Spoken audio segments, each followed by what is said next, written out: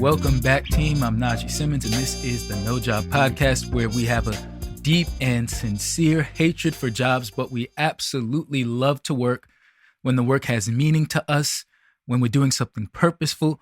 A job is just somewhere you go to trade your time for money, but work is using your energy in alignment with your passion to build something that's important to you and is profitable and make money. Yes, so we don't accept the 9-to-5 nightmare as our destiny.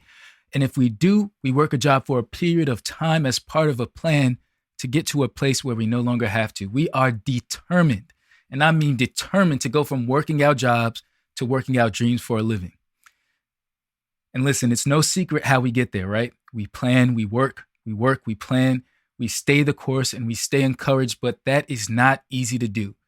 That's why we're building this community. That's why the No Job Podcast exists. This is a community of people who don't want to have jobs anymore. We're growing our businesses. We're making plans. We're staying encouraged. We're staying strong. We're staying on tasks, and we're doing it together. We're not going to quit. And for today's episode, I just want to warn you, you jobless people and you jobless wannabes. I want to warn you about discouragement. Right? I want to warn you about what can happen to you while you wait, right? While you wait for your dream to manifest. And I'm not spooky. All I mean is while you wait for all the pieces to come together, the opportunities you need, the hard work you're already putting in, the knowledge you're gaining along the way, when you're waiting for all of those things to coalesce and doing your part, you can get discouraged. You can start to feel uninspired, right? And I want to keep you not just from feeling that way, but from the consequences of feeling that way when you let it go on for too long. Because we don't wait the same way other people wait. We wait different. When we wait, we're doing stuff. We're moving the ball forward. We're doing everything we can to make progress. And we don't wait to do work. We wait for the results of the work that we're doing. But because we're pushing so hard and putting in so much effort, waiting sucks when we don't see the results right away.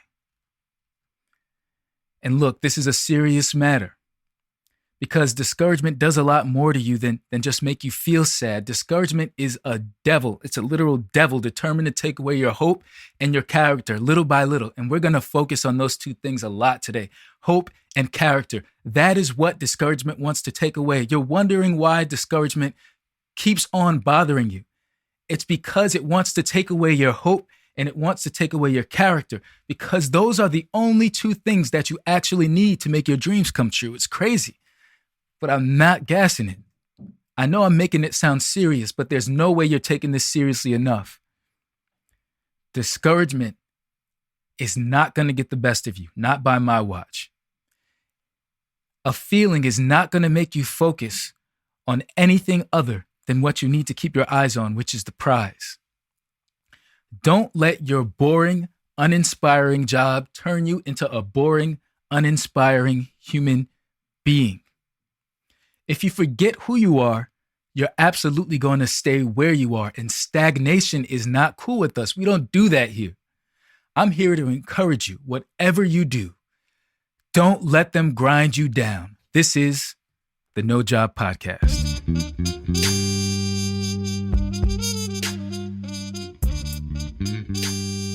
Listen, I'm going to tell you a little story from my life.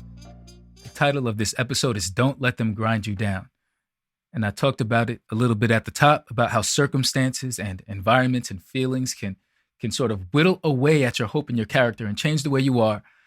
But I'm going to share a little bit about my college experience and how that changed me a little bit. And it wasn't like it was in some area that dramatically affected my outcomes, but it had some effect on my life. So here it goes. When I went off to college at 18 years old, I was a punctual guy. I was the type of person that got somewhere when he said he was going to be there. And I used to get annoyed at people that weren't like that. And I promise, guys, this is all relevant to the topic. So let me be clear. It wasn't like I was the swaggiest dude, had the best clothes, had the game. None of that. I wasn't fly. but I knew how to get somewhere on time. That was one thing I really knew. At least I did at first. So what happened was I found some friends, my guys. Most of them are people I still talk to today. These are my dudes, right? My boys. And they just didn't get places on time. Like it wasn't a thing for them. They'd say, meet me in Kelly. That was the cafeteria, the dining area. Meet me there, in 15 minutes. Meet me there at, I don't know, 3:45. And even though they were all coming from different places, they all knew how to get, they knew somehow to get there at 4:30. And I was the only idiot who was there at 3:45. I never got how that worked. Never did. There's like a code to lateness that I never figured out.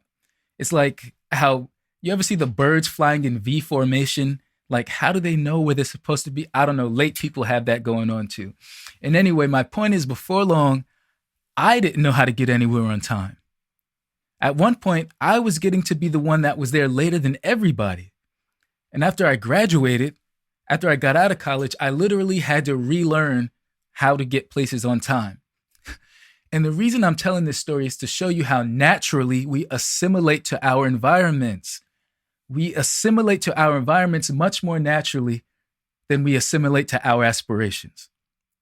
I'll say that again. You will conform to your environment much more readily, easily, and naturally than you will conform to your aspirations. So in a culture of lateness, I became a habitually late person. And I know most of you listening are dissatisfied with your jobs if you're still in the stage where you have a job, like I am. You don't like them. You want out. That's why you're listening to the No Job Podcast. God bless you. But even though you don't want to be at your jobs, the fact of the matter is you're spending at least 40 hours a week there. You're in the culture there. And unless you're being very careful, which I'm teaching you to do today, you are being changed and influenced by the culture of your job. That makes sense, right? I didn't even have to ask. I know it makes perfect sense. I thought this through, guys. I don't just come here talking. So you, the person who wants to quit the 9-to-5 nightmare and work his dream for a living and work her dream for a living, right? You are developing the habits at the job that will keep you there forever. You are developing habits at your job that will keep you there forever. Right now, you're at your job because you're the person that belongs at your job. You'll be living your dream when you become the person who belongs in his dream, in her dream, living that life. If you keep on going like this, you will lose. Do not conform. Stop it now. Don't let them grind you down. Don't let them grind you down. So what exactly am I talking about? I'm going to get highly specific with just 5 examples. There are millions more. And my hope is that when you're listening to this, if you don't identify with all of the 5, I know you'll identify with some of them and probably others that I didn't list here. So I have 5 gems, 5 habits that are signs that your job, your current environment has more influence on your behavior and your eventual outcome than your aspirations do, than your supposed destination does. Let your destination and your aspirations influence you more than your environment, more than your current state. But these signs I'm about to list, they're signs that you've stopped believing. And you're out of your mind if you think these habits can't stop your dream from becoming a reality. The first habit number 1, is the habit of poor presentation. When you don't look the part. Like anybody else, I've started jobs where I dressed to impress in the beginning. And as time went on, as I got discouraged because I was still there and I didn't want to be, the quality of my presentation, my clothing, my attire went down. So it's when you start wearing the tie a little looser. It's when you start seeing what you can get away with wearing as opposed to what's the best thing for you to wear to make the impression that you should be making for the world to see you as the person that you want to be known as. Because make no mistake, the people at your job are still people in the world that you say you want to serve. They're still part of the marketplace that you say you want to serve. And if all they can see you for is a slob, if all they can see you for is somebody who always looks lazy, I don't know what you think the rest of the world is going to see you as. Everybody is the market. Everyone you encounter is the market. Habit number 2 is the habit of just getting by. And you're going to see all these habits are closely related. Are you trying to figure out the minimum amount of work you can get done and not get fired? Because that stuff, that you'll never be an entrepreneur living like that. You'll never. And I'm not a guy who likes to shoot down people's dreams. I am a guy who loves to shoot down people's fantasies, though, because fantasies are deadly. Fantasies don't come true. They cost a lot and they don't come true. They cost you all the opportunity that you really do have in this world and in this life.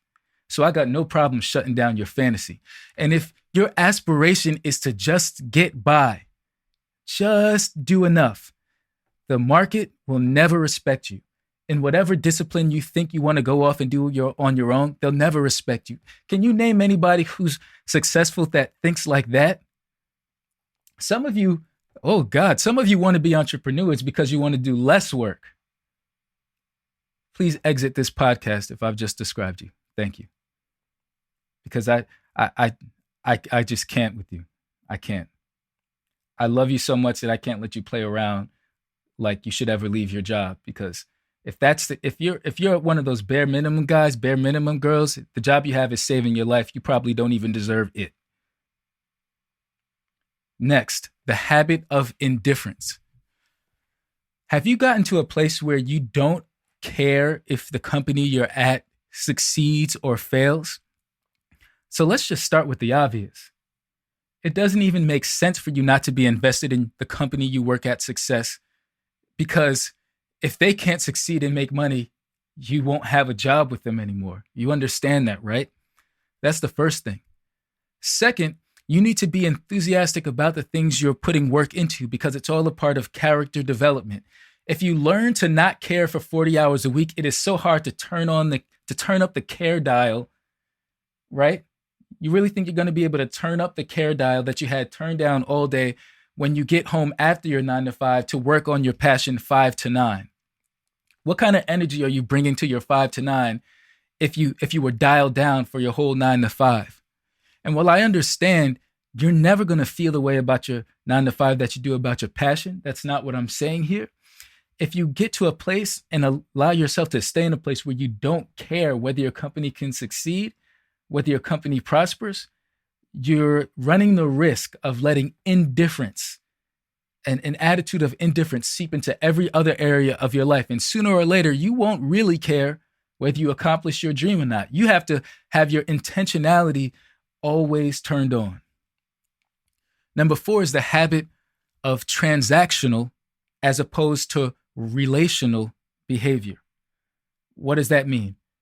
That means I let the fact that I go to work, and this is me right now, I go to work just like you right now, right? I go to work, and every 2 weeks, I expect and receive a check to pay for what I've done as the full extent of my relationship with my workplace. I'm transactional. I go in, boom, boom, boom, get what I need to get done finished, and I'm out of there, and I just want the check. I don't interact with any other humans in the building. Do you know most opportunities will come to you through people, and you don't always know which people are going to be able to bring you those opportunities. You're not even taking the time to be cordial to people in the hallway.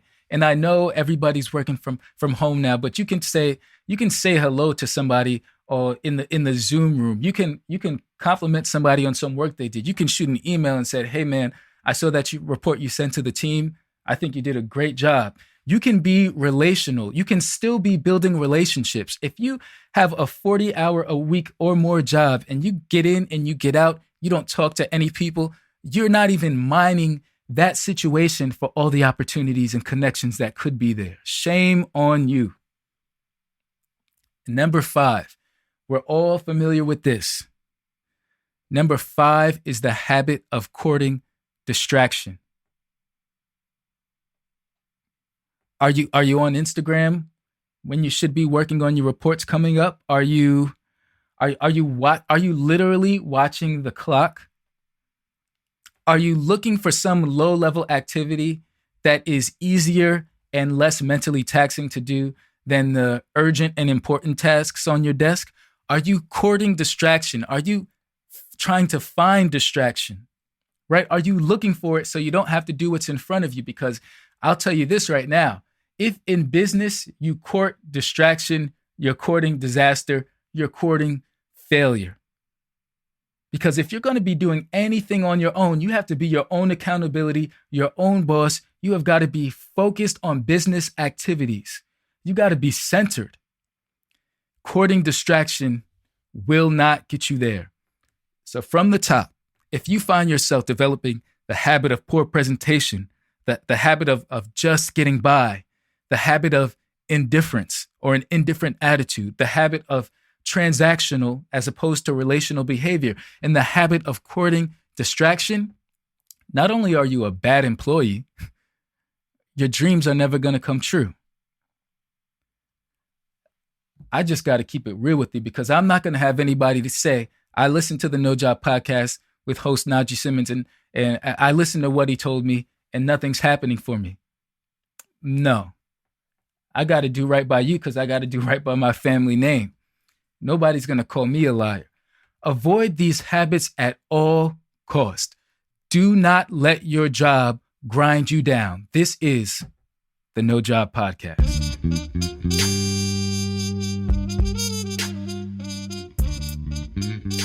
As we close out, guys, I just want to discuss an idea I brought up at the top of the show, which is that the only two things you need to succeed are hope and character. And I just want to tell you exactly what I mean by that. Hope is the belief that the unseen, the yet unseen, can actually become a reality, become reality. Hope is believing that what you're looking for is in fact possible, that there is a path from what you have to what you want. There's a real path that you can work to get there. That's what hope is. What is character? Character is your commitment to doing those things that you need to do on a consistent basis in order to make your hope a reality. So hope is believing it can happen. Character is your commitment to making it happen. Here's why discouraged is such a doggone devil. Because if it can get you to stop believing that what you want is possible, of course you're not going to commit to do the work. There's going to be no consistency. You're going to give up, right? Because that's the rational thing to do. If you don't believe it's possible, giving up is the only course of action. And if it can get you to alter your character, if it can get you to be less consistent than you usually are, if it can get you to not put as much intention and effort into your work as you usually do, it can chip away at your chances of actually succeeding. So look at how sick this is, guys. If your character and your consistency of effort diminishes so much, you won't see any progress, and then you'll lose hope. If you lose hope, you'll stop trying as hard and you'll lose your character. Do you see the vicious cycle and the way this works here? You've always got to be working on your hope and working on your character. And one thing I've learned in life is that keeping your belief system intact and keeping your efforts intact is a discipline and an art. And it's something you have to focus on. It's something you need to feed and fuel in order to keep that fire going. That fire is always going to need oxygen. You're always going to be throwing wood into it to keep it going, or else it'll eventually simmer out and go away. How do I keep my belief system intact so that I don't give up, right? Because the only way to ensure that it doesn't happen, that you don't reach your goal, is to give up. How do I prevent that from happening at all costs? I watch what I read and what I listen to, and to the people I put myself around.